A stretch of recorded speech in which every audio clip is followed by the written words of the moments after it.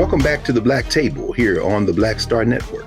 This is our weekly hour devoted to topics, to subjects of particular importance to people of African descent and to others fighting to build a better society. I'm your regular host, Greg Carr, and we are continuing this week a conversation we began last week with a discussion of two of the latest important cases before the Supreme Court of the United States for the 2022-23 term. If you've been following our regular legal roundtable, you know we've discussed some of the watershed cases over the first half of the term, affirmative action being, of course, one of the more prominent ones, but not the only one, the Indian Child Welfare Act and many other cases. And in our first part of this discussion, we discussed the case before the Supreme Court involving something called the independent state legislature theory, Moore versus Harper. And we got so deep into that conversation that we decided to postpone the conversation we're going to have primarily today for today. And that is a conversation around freedom of speech. Is it about freedom to contract in goods and services? But it is arguably the most important First Amendment case before the Supreme Court in quite some time. This is 303 Creative. 303 is the former area code for the Denver, Colorado area. Lori Smith, who's the owner of a website design company called 303 Creative, versus Aubrey Elenis. Aubrey Elenis is the director of the Colorado Civil Rights Division, and he is representing the state of Colorado in their attempt to uphold the Colorado Anti-Discrimination Act. Is a very important case. The question at the heart of that case, whether a public accommodation law, like in this case, the Colorado Anti-Discrimination Act, can it compel an artist to speak or to stay silent about something that they believe in, and whether or not speaking or staying silent as a result of coercion by the state violates the free speech clause of the First Amendment. And that's one way of putting it, but really it's about a whole lot more. And we're going to have our conversation today about 303 Creative versus Elenis with our regular legal roundtable, Professors Valethia Watkins of Howard University and Angie Porter of the Washington School of Law at the American University. Welcome back, professors. Hello. Good to see you. Hello. Washington College of Law. Washington College of Law. Did I say School of Law? Yes. Sorry. That's because you are a proud double alumni of the Howard University and, of course, School of Law. The Howard University School of Law, known as Hustle in the Ebonic streets. But at any rate, so welcome. And it was a great summary you just gave, too. No, look, that was just a tee up. I can't wait. We have a conservative supermajority on the Supreme Court that seems very eager to entertain these religious extremists. I'm sorry, conservatives. I think that's the more conventional language that are used. And we've seen, you all have walked us through so many cases over the course of the first half of this term. We've seen the dissents, which seem to be laying down markers for the future, so deeply invested in those Civil War amendments, those Reconstruction amendments, the second Constitution, as the guest we'll have early in the year. Kermit Roosevelt, who is at University of Pennsylvania School of Law, often talks about. But we see this majority, this conservative majority, seeming hell-bent to engage in, I don't know, I might call it the MAGA constitutional interpretations. But let's get right down to the issues here.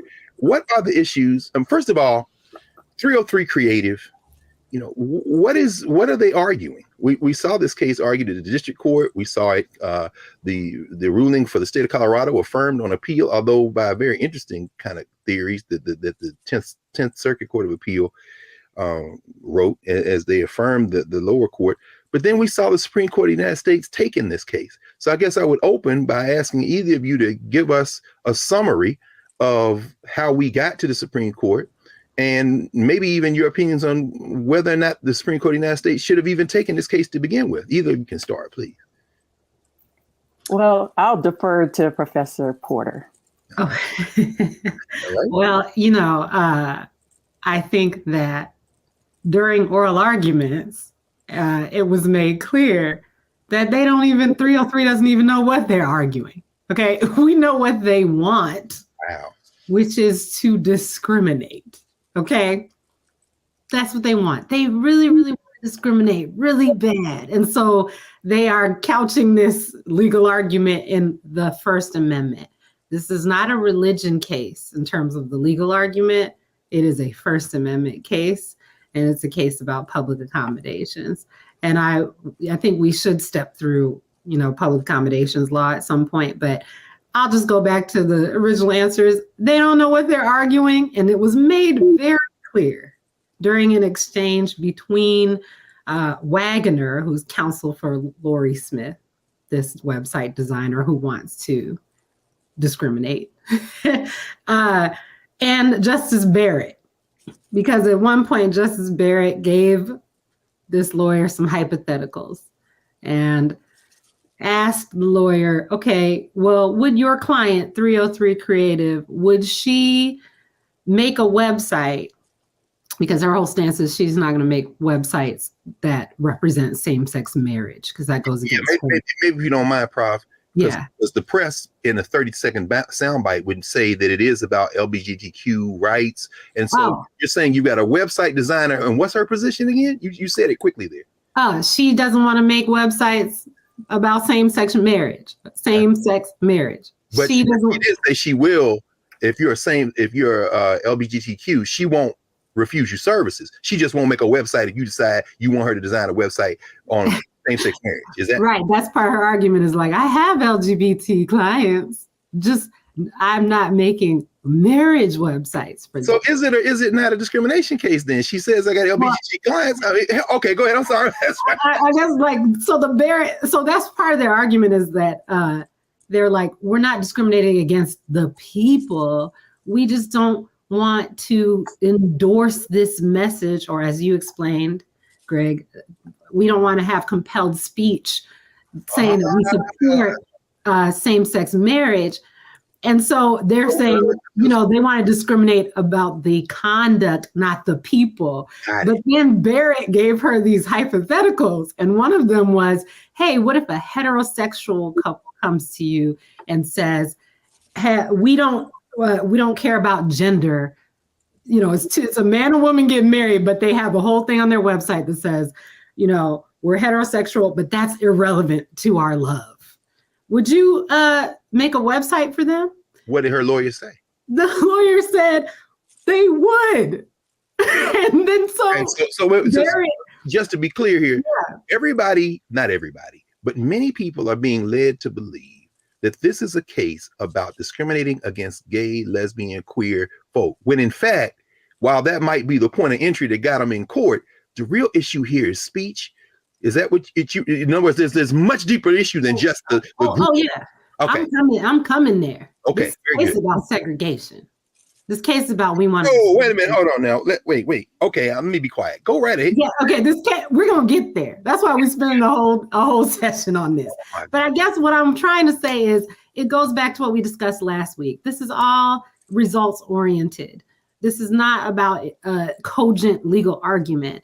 Barrett gave her that hypothetical to say, hey, would you make this website even if the couple is saying things that you don't believe in? Because you're discriminating against the message, not the people. But the lawyer conceded that they would make the website for the heterosexual couple. Barrett, confounded, posed the hypothetical again, saying, I think you meant to say you would not make that website. Then the lawyer said, oh yeah, you're right. My client would not. They don't even know what they're arguing. And the justices have to help them, the conservative justices, help them make their point that they're trying to discriminate on the sly. So help me.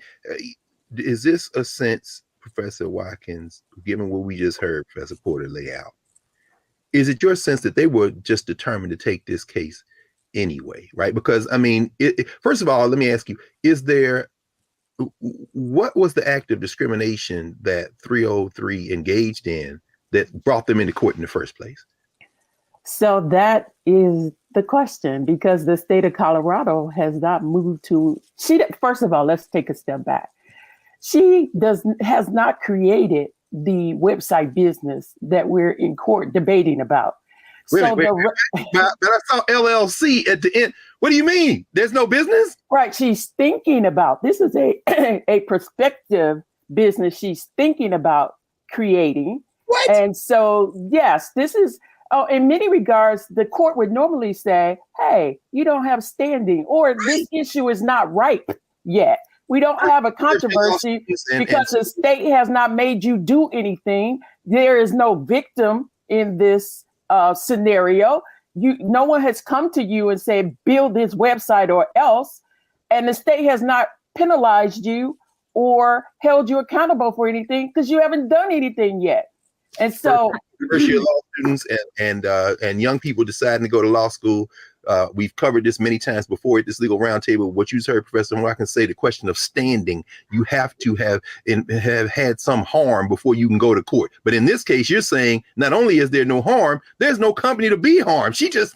But see, this is part of why they did this under speech, because the First Amendment doctrine has a lot of permutations, and standing has a couple of exceptions, one being if the issue is capable of repetition yet evading review. And so there is such a thing as a pre-enforcement action. That's what this is characterized as.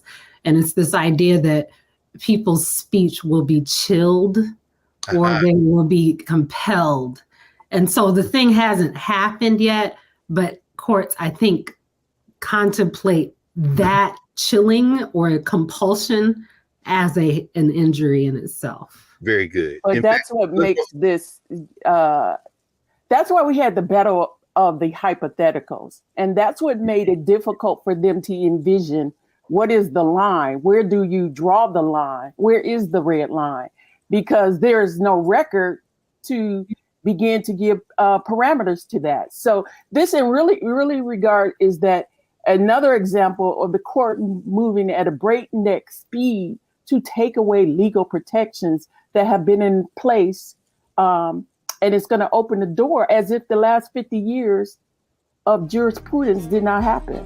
Let's pause there. That's a good place to pause. And when we pick up after the break, we're going to pick up right there. We're in the courtroom. We're entering the oral arguments of 303 Creative versus Elenis, and we've heard not only what's at stake, but maybe even gotten a glimpse as to why they are determined, and they being this current Supreme Court, to not only hear this case, but to maybe even coach their friends on the other side to reach the desired result. So back in a moment here at the Black Table on the Black Star Network.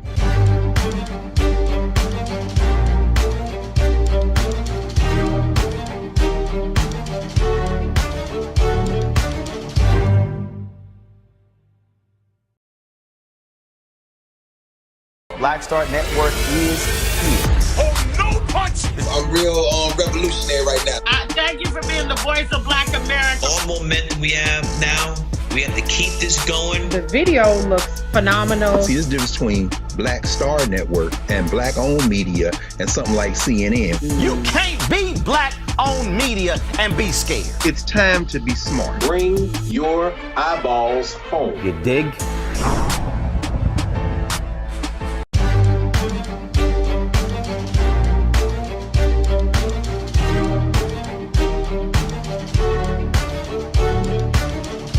Welcome back to the Black Star Network's Black Table. I'm your regular host, Greg Carr, joined by Angie Porter and Valethia Watkins, our regular legal roundtable. And we're discussing 303 Creative versus Elenis, the latest in the seismic cases before the United States Supreme Court, argued earlier in December 2022. Professor Watkins, you brought us right up again into the courtroom for the oral arguments. This conservative supermajority seems hell-bent on I don't know. It sounded like coaching, Professor Porter. I mean, could you continue in this? So they're trying to. Anyway, let me get out of you all's way. Continue in this conversation about what went on in the orals during 303 Creative versus Elenis. We've gotten the sense of well. Before we do that, how did the lower courts decide? They decided to take the case. What did the district court do? What did the Court of Appeals do? And how did we get to the Supreme Court in the first place? Well, if I actually might back up even further. Oh, yeah, no, please, by all means. To talk about public accommodations law. Yes. Because that's what's at issue here, and the legal side. what's at stake, as I said, is segregation, but we'll come back to that. What's at issue is public accommodations law, which is related to segregation. So the Civil Rights Act of 1964 happens, and Title II of that federal statute prohibits discrimination on 4 grounds in public accommodations, and that's race, color, national origin, and religion. That happens in 1964, basically attempting to end Jim Crow. A lot of people think that that act banned discrimination across public accommodations everywhere. It didn't, though. Public accommodations, too, by the way, doesn't just mean government buildings. It means any business that holds itself out and serves the public, holds itself out to the public. So that's restaurants, hotels, movie theaters. So if I want to sell a barbecue sandwich to anybody I want, I don't like black people, so they can't eat barbecue. If I'm selling to everybody, you brought up Ollie's Barbecue, which comes up during oral argument. That's Ollie's Barbecue. That's a famous case, Katzenbach versus McClune, that Justice Sotomayor raised during oral argument, because that is how related that issue you just described is to this case. But yes, that's what we're talking about. If I want to serve black people, Civil Rights Act of 1964 regulates that. But federal statutes can only apply to businesses in interstate commerce. So Title II of Civil Rights Act of 1964 says this. This is when you have motels serving interstate travelers. You've talked about Heart of Atlanta Motel. That's another case. I'm glad you said it, actually. I'm glad you reminded me, because there's a new book on Heart of Atlanta Motel, and I'm glad you made that note. I'm going to invite that author on to talk about that Atlanta case. But go ahead. You should. Yeah. But so what if your business is not in this idea of interstate commerce? The states are the bodies that create laws or statutes that ban discrimination in public accommodations. So that's why we have a state law here, Colorado, that bans this type of discrimination. And they're not limited to interstate commerce. They are regulating all the businesses in their state. Yes. So here we're talking about not only sellers, but creators, artists, like website designers, cannot discriminate on the basis of, and then there's all these enumerated grounds: race, sex, national origin, color, disability, sexual orientation, which is an issue in this case, and gender identity, things like that. I think Colorado might just do sexual orientation, though. And half the states have that enumerated list. Other states have longer lists. Other states, 5 states don't even have public accommodations law, like Texas and Georgia. So they have, just interesting, because I guess, 5 years ago that they had the cake shop case in Colorado. What is it about Colorado? And I know you get to the ADF, who these people are, the Alliance of Defense of Freedom or whatever, that's bankrolling these people. What is it about gender? And what is it about Colorado that has made this low-hanging fruit? And why didn't the Supreme Court take a case like this 5 years ago? They had that case, right? Mm-hmm. So, and I guess everybody's probably thinking as well, a cake shop designer is an artist, a website designer is an artist. Anyway, so go ahead. I'm sorry. Right. And speech too, and the things that they're doing are speech. Now, I just say the First Amendment is a lot more complicated than a lot of people think. Mm-hmm. And it has a lot more exceptions than people think. My con law professor in law school back in the day, Ziad Matala, told us it's like Swiss cheese. There's so many carve outs in the First Amendment that it looks like Swiss cheese. So there is such a thing as symbolic speech. And so this isn't really a controversial thing. Art can be speech, and you can be compelled to speak. The big case on that is the Pledge of Allegiance case, where you can't force people to say the pledge. They don't have to. Your Board of Education versus Barnett. You can't force anybody to make the Pledge of Allegiance. That was the 1940s, though. Yeah. So what do we? When we're talking about this case before this current court, you said you led with this. It's really about wanting to discriminate. Yes. So the reason I laid out this public accommodations laws, Civil Rights Act of 1964, Colorado, is because they have these enumerated categories. Yes. And if you listen to the oral argument, you would have heard Eric Olson, who's Solicitor General for Colorado, say to Justice Jackson, there is no way to cabin this. If you use this legal analysis under the speech doctrine, there is no way to cabin this to sexual orientation. So we're not just, there's no way to limit this. You have these statutes that list these categories: race, sex, sexual orientation, religion. You can't just distinguish them. If you say we can discriminate against one, you're saying we can discriminate against all. So if you say that Lori Smith can turn away same-sex couples and say she doesn't need to make a website for them, then you are also saying someone can turn away Black people at all these barbecue because they don't want them in there. They don't want to feel compelled that they endorse having Black people in their restaurant as a message, as a speech message. So how do you contain this? But if I'm an artist, I can make art that communicates these things. Why, is it the commerce dimension of it? Is it the public not just public accommodations? Is it goods and services? As an artist, I can do whatever the hell I want to do. But once I go into the marketplace, then I have to sell?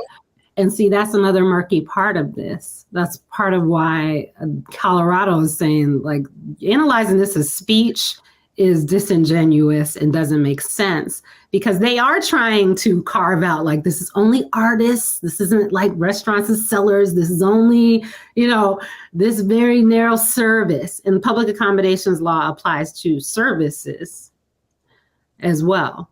So sellers of goods and services. Professor, that's like a made up category, and it's not clean and it's not working. And so we get all these hypotheticals, which I know we're going to talk about, because the justices are grappling with just how expansive this notion of an artist or creators are. Because is she an artist? I mean, she's making websites. Right. I guess someone might say that's art.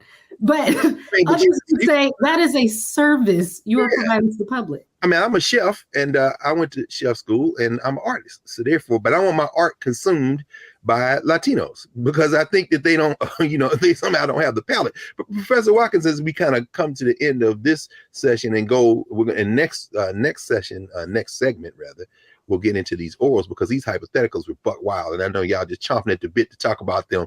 Professor Watkins, so before we do, certainly it is Lori Smith and 303 Creative in court, but who are these Alliance Defending Freedom people? Because they not only funded her, they funded this previous suit in Colorado. I don't know if you have any thoughts about the context in which we even find ourselves, given what you just said earlier about the fact that she hadn't served anybody yet. She's just thinking about it.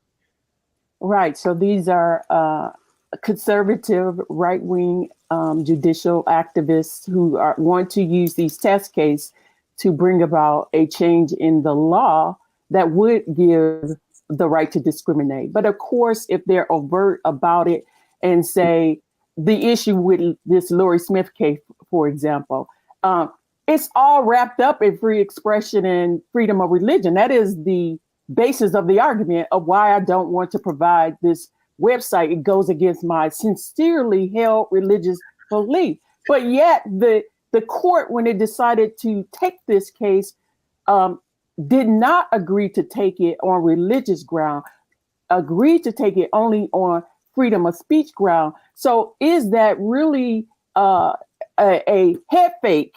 Because it's really grounded in, this is my religious belief. So when they decided the Masterpiece case in 2018, it was still him making the argument. My cakes are my creative expression, my artistic expression, and you cannot compel me to, use my art and give messages that do not comport with my religious belief. But the court decided that case on very, very narrow grounds and avoided the broader religious question. So this case has much wider implication. It appears to be very narrow, but it is as Professor Porter says, the implications are greater. And KBJ, Justice Jackson, implicated that lest we forget or have historical amnesia, the right to discriminate against Black people based on race, on Jim Crow, many of the same arguments based on my sincerely held religious belief that God commands me not to support integration. God commands me not to support interracial marriage because the races should not be commingling in that way.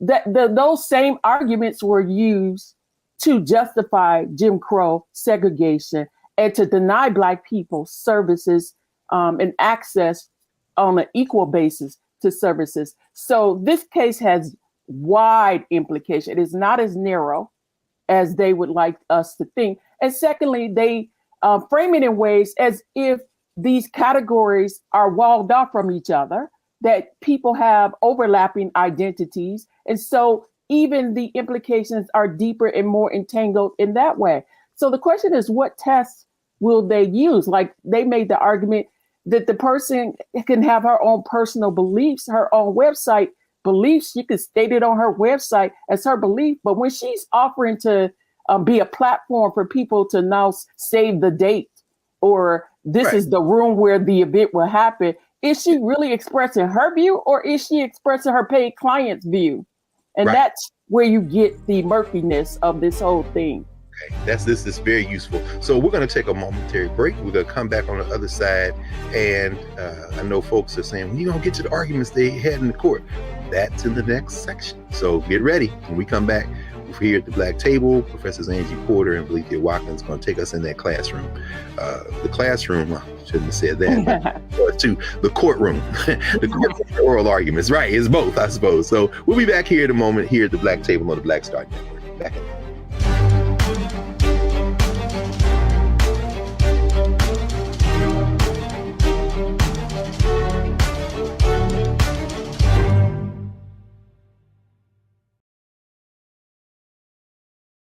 Don't you think it's time to get wealthy?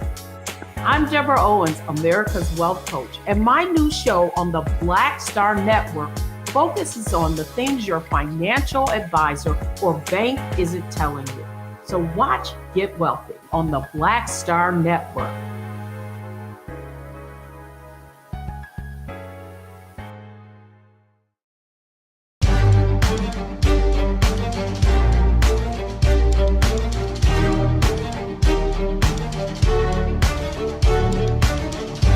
Welcome back to the Black Table here on the Black Star Network. Remember to support the Black Star Network across all platforms, whether you're watching on YouTube or Facebook, whether you're streaming on or over-the-top channels, Roku and so many others, Amazon, Fire Stick, all that. But more importantly, download the app, the Black Star app, so you can have access not only to the Black Table, but to all of our shows, our daily and our monthly shows. The network is growing, and it's thanks to you. So let's continue in our conversation here at the Black Table with Professors Angie Porter and Valencia Watkins. Let's go in that courtroom. You all laid out at the beginning. Talk to us, Professor Porter. What now? So we're at the day of the argument. You've already teased some of the things that we discussed. Continue, please, by all means. 303 Creative versus Elenis. We're sitting here in December. They're may it please the court. So go right ahead. Well, I would like to invite both of you to step through in slow motion with me the highlight of this oral argument, which is a kind of a three-part situation. But we have to start with KBJ and how, as we have teed up, she goes to talking about race. Now, normally, and I talk with Dr. Watkins about this all the time, normally I get all upset because they always use our people to use your framework, Dr. Carr, in these social structure conversations. Yes. They always draw our people in as a straw man argument. They don't actually care about us. And we don't care that they don't care, but they posture like there's so much compassion about Black people, and they're just using us as a straw man. I mean, I have to inject here very quickly that I remember when they argued the Prop 8 and the DOMA cases, the gay same-sex marriage cases, and we were all down in front of the Supreme Court, and it was a rainbow of people, and black speaker after black speaker after black speaker. And the day of the decision, I went back down to the sea, and it was a sea of white. I'm like, where are the black people? I don't get so much. Every other word was the 1967 interracial marriage case. It's like, but then I'm like, what? Go ahead. Sorry. So KBJ leads out the black. Yeah. Yes. Well, and I guess I was going to say, but in this case, as we've already discussed, we have statutes that lay out these categories. Yes. So we get all these hypotheticals. Hypotheticals, by the way, are a common feature of legal argument generally, but definitely at the Supreme Court. You see hypotheticals happening all the time because we're trying to figure out the contours, how expansive, how narrow is the rule going to be. But we have to test these different identities, as Dr. Wack has laid out. So here's the first thing I want to step through with you all is KBJ's hypothetical. She tees up one that is known now as Scenes with Santa. Scenes with Santa. Merry Christmas. Merry Christmas. Merry Christmas. We're going to the mall, and there's a shop, and they offer photos. Scenes with Santa. It's like 1940s, nostalgic, she says. Santa scenes, but it's like It's a Wonderful Life. I've never seen that, but oh my God, no black people. No black people. No, that's a favorite. I know. Oh my God, that was a classic reference. Every year it comes on. Oh yes, that was so on point. Come on, what's wrong with you, Professor? I know. I'm gonna watch it this year. I'm watching this year, but I'm watching this year so I can understand this. Okay, because there's only one black character, is the Professor Wack, is the maid, Annie. I've been saving this money for a divorce if ever I and gave it all. Right, gave it all to the white man. Yeah. Anyway, maybe not. Maybe not. It's okay. So there's one black character. Okay. Well, anyway, she's like, no paying attention. She was the maid in the house with Jimmy Stewart's maid. So I mean, it's not, now mind you, but that's why it's on point as a point of reference. She's like, if you want to recreate It's a Wonderful Life, there basically are no black people there, and that's why the person who's setting up this can say, I don't want the little black children in the scene because it's not on point with the actual time I'm trying to recapture. Scenes with Santa, you got a white Santa and white. Now our wizard producer, who is also a master of graphics, Keenan, I'm not going to suggest perhaps that he finds an idyllic white Santa with two white children sitting in his lap, but there are black Santas, right? I mean, I'm sure you probably saw a black Santa, Professor Porter, since you were a little younger than. My mom used to collect black Santas. Oh really? Yes, for the children in our audience, Santa is of black origins and white origins. He's in the imagination of every child. He reflects them and their every person. Well, he better, because as Naeem Akbar would say, if you have a home invasion on December 25th and a white man comes down your chimney, he might get a behind full of buckshot. So anyway, so you better make him black if he coming in your house in the middle. He better be, yeah. Okay, so Scenes with Santa, they're like, hey, It's a Wonderful Life. You can't come up in here. She says, all people of color. So all non-white people get turned away in her hypothetical and sent to the other side of the mall to take pictures with, open Santa, Santa who can just regular Santa who can take pictures with everybody. You got Santa who everybody in the world can take pictures with, and you got Clan Santa.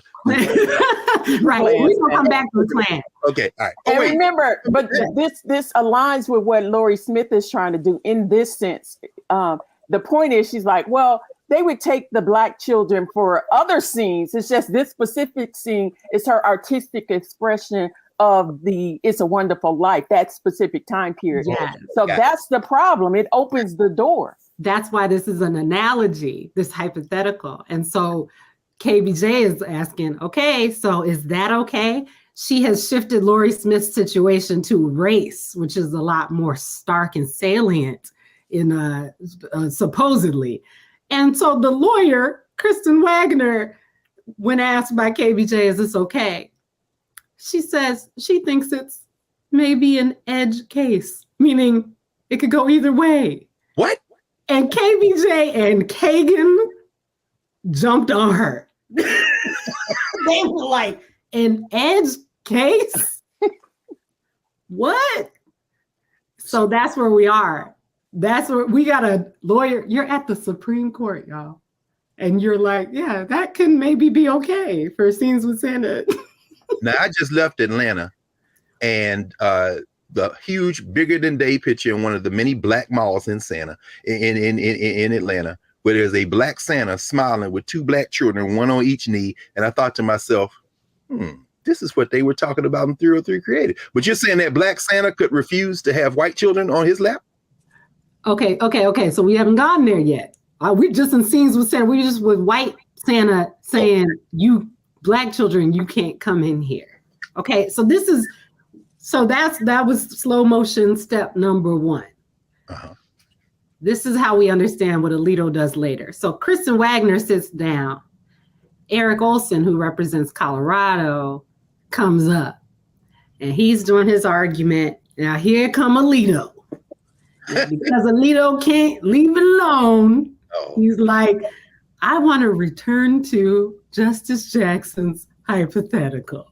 Scenes with Santa. What? I'm going to tweak it a little bit. Now, they regularly do this, but we know that Alito is obsessed with race. Yes, he is. And he don't like black people. All right. Not just black people. Y'all go back and listen. Those of you who are watching this, go back and listen to the oral arguments in the Indian child welfare case. You will lose your mind listening to Sam Alito talk about the Indians and how they was fighting each other till the Europeans came and civilized them pretty much. This guy's off the chain, yo. He's off the chain. Let me clean it up. It appears as if he don't like black people. It seems like he don't like black people. I don't know, by the words out of his mouth. I don't know him. No, but he act like he don't like black people. So he's like, let me tweak this hypothetical. What if Black Santa at the other end of the mall? Oh, Atlanta Santa does make an appearance. Okay, go ahead. What if Black Santa, and going back to what Dr. Watkins said, they're doing this because we're doing creatives.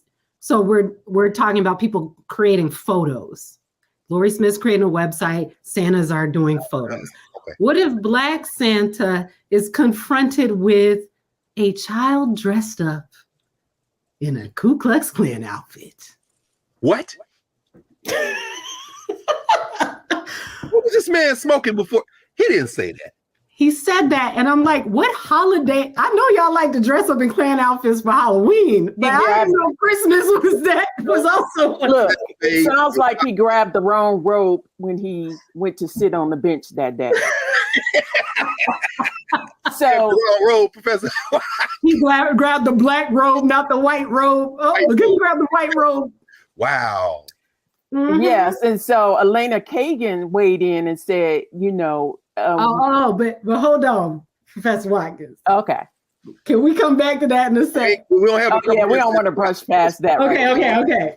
Go ahead. Let's just wrap this one up quick, and you can take us back to what Kagan said, because that's important. But why does he say? Why does he pose this hypothetical? What's his agenda? Yes. And he's trying to again use race and say, well, that's a terrible thing. Of course, you would say the Black Santa should be able to turn that kid away, because you guys care about race so much. So in the same breath, Lori Smith should be able to turn same-sex couples away. That's his whole, agenda with this hypothetical with Black Santa. Because using black people as a straw man. Klan outfits and LGBTQ persons are, of course, the same. Well, and this comes before Kagan's comment, which Dr. Watkins will bring us back to, but every lawyer who knows public accommodations law or can read a statute knows this. And Eric Olson swiftly cut this down in one sentence. And he says, yeah, that's okay for Black Santa to turn Klan kid away because a Klan costume is not a protected category. Okay. Meaning it's not race, sex, sexual orientation, religion. Klan outfit. It's Klan outfit, right? That is not on the list. That is not on the list. And so since it's not on the list. Not protected.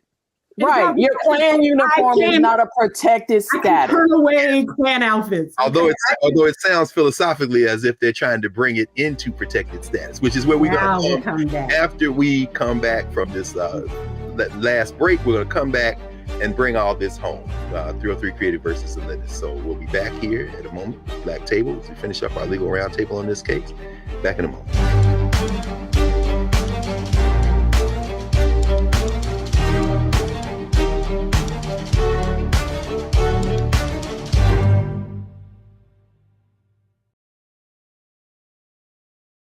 When you talk about blackness and what happens in black culture, we're about covering these things that matter to us, speaking to our issues and concerns. This is a genuine people-powered movement. There's a lot of stuff that we're not getting. You get it, and you spread the word. We wish to plead our own cause.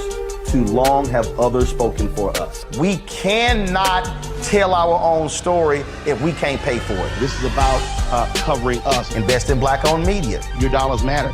We don't have to keep asking them to cover our stuff. So please support us in what we do, folks.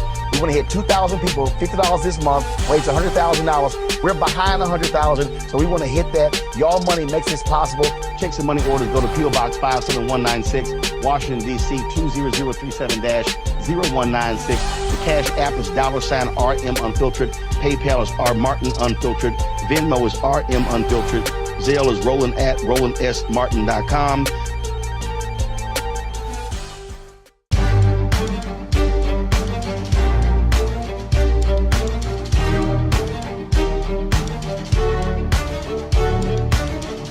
Welcome back to the Black Table here on the Black Star Network. I'm your regular host, Greg Carr, joined by our legal roundtable, Angie Porter and Valethia Watkins. Y'all remember to support the Black Star Network. We're not going to have a conversation like this anywhere else. So let's come on back. Scenes with Santa is really kind of bizarre at this point. So we have about 10 minutes left. So let's get after it. So when Dr. Watkins, and we're not in Scenes with Santa anymore. We're in Klan Kid. Oh yes, Klan Kid. Yeah, Klan Kids. Yeah. Well, right. Santa versus the Klan. I mean, well, anyway, but go ahead, Professor Watkins. What did Alana Kagan say? What did Justice Kagan say in response to Alito talking about these Klan outfits? You do see a lot of black children in Ku Klux Klan outfits, right? All the time. Suppose that. Well, I mean, she was just adding whether the race of the person wearing the Klan outfit, if it was a black kid or a white kid. The point is the Klan outfit did not have protected status, and so therefore it doesn't change. Black. I know the movie Black Klansman. You said Black Klan kid, a black kid in a Klan suit? Right. Bigsby. Right. And then that. Oh yeah, that's true. What? Then that gave Alito another punchline, and I think his very casual racism in that sense was not just as jarring, but what was equally as jarring was the belly laugh that you heard so many in the audience give in response to his, and we know black children wear Klan outfits all the time or something to that effect. Yeah, was very problematic and very insensitive. So Kagan said it isn't the outfit, it's also the race of the person. So I mean, no, the opposite way. Go ahead. Kagan says, yeah, go ahead. Oh, okay. Kagan says, and it wouldn't matter what race the child is underneath the Klan outfit. Right. And she's saying that because she's making a legal point here. Yeah. She's saying it truly is the outfit that is being turned away here. Yeah. This is not race. Klan outfit is not a protected swastika. It wouldn't matter, right? Some of those Proud Boys were not white, but again, it's the swastikas, it's the Klan out. Right. It wouldn't matter. Okay. And then Alito jumps in and makes a joke. He laughs and he says, oh yeah, because we see black children in Klan outfits all the time. Professor Watkins, you can hear earned oral arguments laughter in. Oh yeah, absolutely. The courtroom breaks out in huge laughter. Kagan don't laugh though. Kagan is not. And I'm sure Brown Jackson wasn't laughing. I hope Clarence didn't chuckle, but you can never tell. Kagan basically like, you're in hot water. You want me to get you out of the hot water? And he said yes. What happened? No, she intervened because she saw where that statement was problematic. And she's like, you want me to get you, basically saying, you want me to go ahead? Because you're in trouble with that statement, buddy. Yeah. Well, and here's the thing though, too, like, so he makes this terrible joke that's offensive. You don't want to play with this because white children are attending lynchings, public lynchings. You got postcards of little white kids smiling with burning black bodies in the background. And you got little white kids today being indoctrinated in things that are equal to and worse than the Klan. So, and you're teeing up cases where you've got people all over the country, school boards and others, trying to ban books that if they talk about that, they say that that's racism and critical race theory. Right. So the country is being very much well primed for white children and others to be socialized to have exactly that kind of Klan mindset. Exactly. That's right. This is no joke. This is no joke. And he's also, in his joke, is like, you don't see a lot of black kids in Klan outfits. Do you see a lot of kids in Klan outfits, period? Right. Alito, right. Okay, I guess you do. But here's the sinister legal part. He, in this little joke, which seems offhanded, but I think was very calculated because he's a very calculating justice. No question. He is suggesting, by saying you don't see a lot of black children in Klan outfits, that Klan outfits are essentially a proxy for whiteness. Meaning it is race. Meaning if you turn away some kid in a Klan outfit, you're turning away white children. Meaning it does run afoul of public accommodations law. Therefore, we should let Lori Smith do the same because that's, of course, Black Santa should be able to turn away white kids. And then as we turn to the end here, the last 5 minutes or so of our conversation, Professor Porter, the point you made at the very beginning peeks out. Freedom to discriminate. Mm-hmm. That's what this is all about. It's totally about taking down public accommodations law. And if you were listening carefully and you held on, because this was not the last that Alito hung on to this point. A lot of the sound bites ended there with this joke, but he comes back and he says to Eric Olson, so what if I'm in a state where the public accommodations law bans discrimination based on political affiliation? Mm-hmm. Now, this is a thing in some states.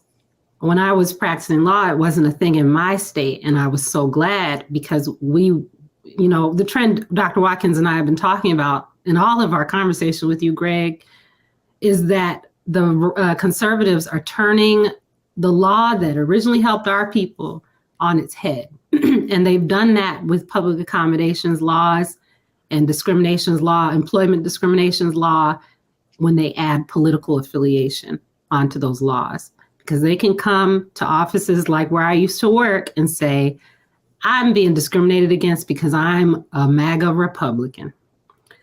And I used to be able to say, sorry, that's not one of the protected identities. But some states have added that as a protected identity. So Alito came back and he said, what if I'm in one of those states? Then does Black Santa, get to turn away Klan kid? And Eric Olson said, that would be a closer case. That would be an edge case. So in those states, Klan kid might have a right to take a picture with Black Santa, which isn't ultimately good for Lori Smith. But what I think is being done in these oral arguments is that the justices, and Alito does this a lot, Thomas does this a lot, they aren't really talking about this case. No. They're talking to people and giving them the blueprint for their movements, for their arguments. Well, let's so it's sort of like whether this case is, good or what, they can go and move to get political affiliation on this list in all the states. Let's talk about that in the last couple of minutes we have with both of you. Any thoughts on how this case do you think is going to be decided, and what are the implications across the field? Because we've certainly seen them try to slither their way out of gerrymandering by saying that these issues aren't justiciable political questions and so forth. I mean, affirmative action we see, of course, which we need to probably schedule another conversation around that. Now that these law schools are trying to drop their U.S. News and Report rankings, I want to know what you all think about that. But how do you think this decision? What do you think this decision is going to be, and what are its implications? Well, I think that building on Professor Porter's argument about the straw man argument, using race as a straw man argument, you know, they try to frame what they're doing as neutral, that is not favoring or putting their finger on the thumb, their thumb on the scale for white rights. But that is exactly what they're doing. They're flipping the script, and they're using these anti-discrimination laws to not protect vulnerable, marginalized group, but to protect the white majority. And in their process to do this, they're undermining the state's rights, in this case, the state's right to protect vulnerable group and marginalized group. And it also will undermine the Civil Rights Act and other anti-discrimination act. And so with breakneck speed, this court is rapidly, in a very short time period, undoing a great many of statutes and laws that were the result of the civil rights movement to get to the result that they want. And that's problematic. Mm-hmm. Mm-hmm. So go ahead, Professor. You got the last word. Well, I think it just goes back to how we started, which is they want to discriminate. And what's at stake is segregation. There's a reason Justice Sotomayor raised that case of Ollie's Barbecue, Alabama, and a white restaurant owner being able to turn away Black patrons based on this convoluted speech argument. All of this stuff that we've discussed is results oriented. They want to be able to do what they want to be able to do with impunity. And they want to be able to live their values, you know, and hide behind religion and hide behind speech to make America great again, return to a time when they didn't have to respect the rights of our people, regardless of as Dr. Watkins mentioned, the overlapping identities that our people have. I mean, Black people are facing full frontal assault from this court. And so every case is connected, and we really need to pay attention to how this plays out. So in this case, I'm going to be on the lookout for what Justice Alito is going to say in the written opinion, and just how expansive this is going to go. I don't think you can contain it. So if I might add quickly, in the category race, these are not hypotheticals. This is the basic rationale that was given back in the day to discriminate against Black people. They use the argument of it is their sincere religious beliefs that desegregation or integration was violating their rights in terms of their religious liberty. So it's coming full circle. This is not hypothetical. It happened before, and they're using the same rationale that the court had turned away in the past. Absolutely. Well, listen, I'm going to thank you both, because these are some nettlesome and difficult legal issues and principles at work. But what you're allowing us to do here is to have people be informed as to the underlying political, cultural, social issues, so that we don't get lost in the thicket of legalese, but rather are able to translate these things so we can see what's really going on. And that's not only a skill, that's a gift. So thanks, professors. Certainly here at the Black Table, there's a reason we keep asking you how to come back. You're able to translate these things, and it's brilliantly done. So thank you both in this for walking us through this very important case. Thank you. Of course. We'll be back in a moment to clear the table and continue our conversation here at the Black Table on the Black Star Network. Back in a moment.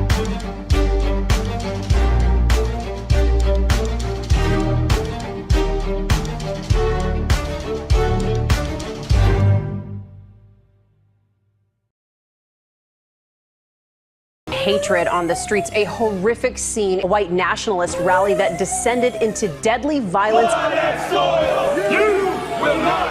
White people are losing their damn minds. angry pro-Trump mob stormed to the U.S. Capitol. We're about to see the rise of what I call white minority resistance. We have seen white folks in this country who simply cannot tolerate black folks voting. I think what we're seeing is the inevitable result of violent denial. This is part of American history. Every time that people of color have made progress, whether real or symbolic, there has been what Carol Anderson at Emory University calls white rage as a backlash. This is the rise of the Proud Boys and the Boogaloo Boys. America, there's going to be more of this. Here's all the Proud Boys, guys. This country is getting increasingly racist in its behaviors and its attitudes because of the fear of white people. The fear that they're taking our jobs, they're taking our resources, they're taking our women. This is white fear.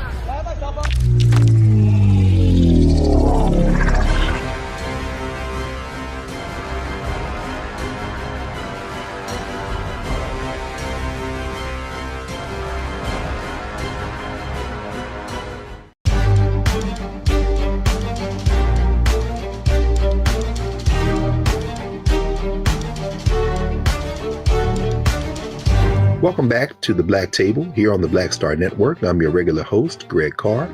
We have been blessed today to have another session at our legal roundtable with Professors Valethia Watkins and Angela Porter. And they walked us through 303 Creative versus Elenis, a case involving freedom of speech, yeah. A case involving providing goods and services to the public, yeah. But a case about so much more. Underneath, a case about the nature and the continuing fight over the nature of not only the United States of America, but what it means to live in a nation state where different people from different backgrounds, different races, different cultures are in one place fighting to, some people, at least in their mind, build a better society, and some people build a better society by excluding some of those other people. And that is why we have to always remember that when we say nation state, when we say country, when we say our nation or the American people or the Nigerian people or the British people, you know, that's much more complex than just rhetoric. A nation is a concept that is drawn from the idea of common memory, common language, common culture. And the United States of America really isn't a nation if you define nation that way. It is, however, a state. A state is simply a political formation, a social construct, a formation where there are rules by which the people who live within that state, you know, they must conduct themselves. But the United States of America, as we see with this current Supreme Court and with many of the movements in it that have been there since the founding and are getting, as we heard Professor Watkins say, new life in some ways, define the concept of the American nation much more narrowly, even as the demographics continue to wash away those founding concepts of what this nation, so to speak, was. This has been a very important conversation, and it's not going to be over. We're going to carry this right on into and through to 2023, and I suspect we'll be convening the legal roundtable again sooner rather than later. Thank you for joining us here at the Black Table, and we'll see you next week.